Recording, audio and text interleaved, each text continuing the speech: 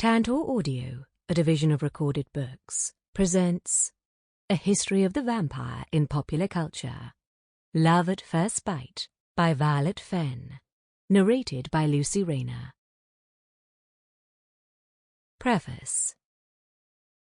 I can't remember now how or why, but in my early teens I developed a habit of watching reruns of old horror movies. All I knew was that films such as The Mummy's Hand, The Bride of Frankenstein, and, above all, Dracula, had an air of dark deliciousness that I'd never seen before.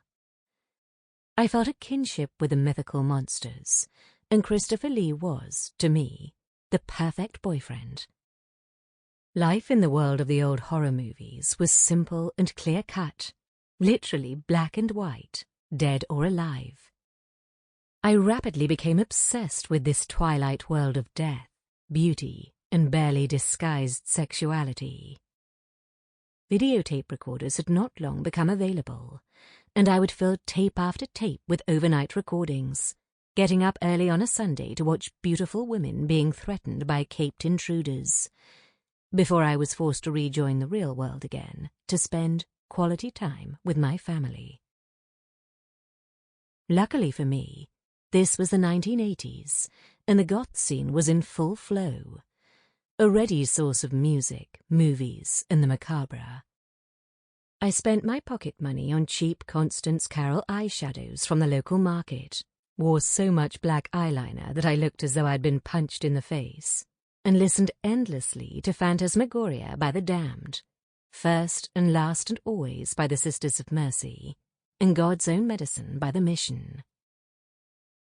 I sat in the living room of my family's semi-detached house in a particularly boring part of the West Midlands, wearing black velvet and matching black lipstick, and wondered what I had to do to get a particularly thirsty bat to visit through my suburban bedroom window in the dead of night. Being human is never easy. No wonder, then, that so many of us see the vampires, forever dark and different, as our one true love. Violet Fenn, Shrewsbury, February 2020.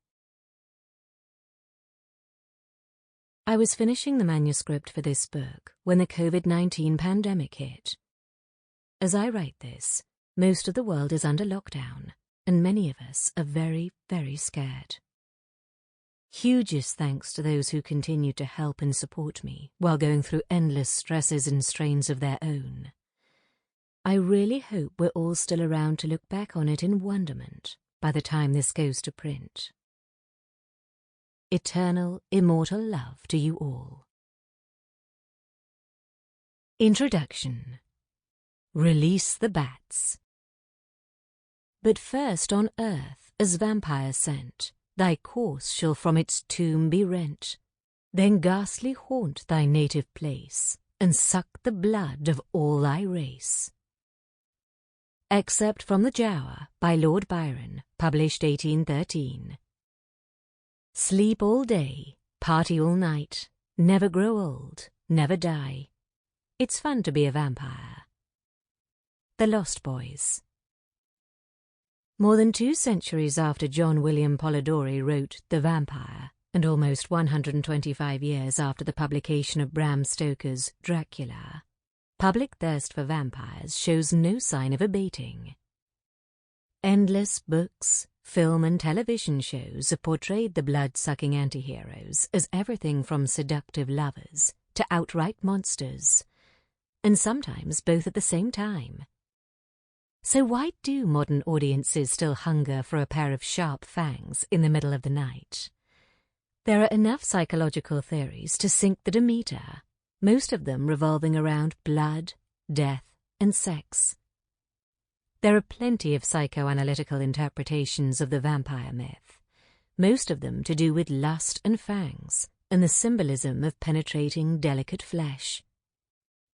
In even the earliest of vampire tales, in the English language at least, the themes are heavily symbolic or moralistic. Women who dare to be openly sexual risk being punished by death, and men who... Actually, no. It's mostly just women, but we'll come to that later. The Giaour, Sample complete. Ready to continue?